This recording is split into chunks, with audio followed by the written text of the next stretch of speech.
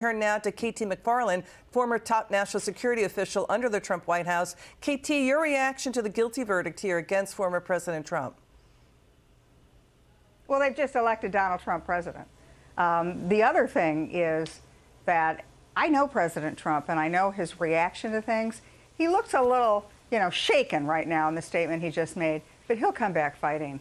And what will happen is that not only have they succeeded in electing him, but what happens is other countries look at us. Now, as a president of the United States, you have a lot of stature with foreign leaders and with other countries. That's America. That's America that stands for the right and the good, and that's gone now. Other countries can look at us and say, who are you? And it feeds into the narrative that the Chinese president, Xi Jinping, and Vladimir Putin and others have said of America's democracy is dysfunctional. Democracy doesn't work in the 21st century.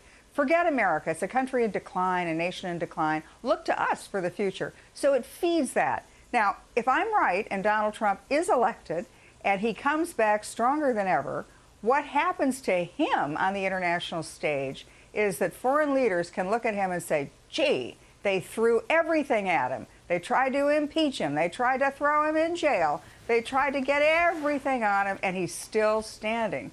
So even though the impression of the United States will be greatly diminished by what's clearly a banana republic show trial, that the likes of which you normally see in the Soviet, in Russia, what will happen is that they'll all be looking at Donald Trump as one mean, tough guy. So in an odd sort of boomerang way, it'll make Trump personally much stronger, even though it'll diminish the standing of the United States. KT, what's your reaction to former top Barack Obama advisor, President Obama advisor, David Axelrod, putting out a tweet and a column he wrote for CNN saying it was a bad mistake for the Biden campaign to hold a press conference just recently, a few days ago, just outside the New York trial, saying that this is a bad look, they shouldn't have done it, and it backfired. What's your reaction?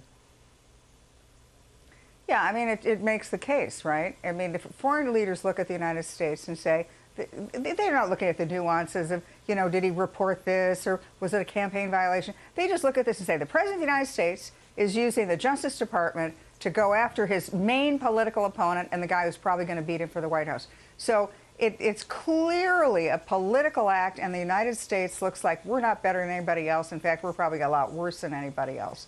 But what I think it says to Americans, especially people who've been sitting on the fence saying, I don't like Donald Trump, I don't like the mean tweets, blah, blah, he's divisive. They look at this and say, whoa, what is going on in our country when a president of the United States who's leading in the polls, who's likely to be the next president of the United States, can be torn apart by a Justice Department that used to be impartial, but now is clearly working for the Democrat Party. KT, sit tight.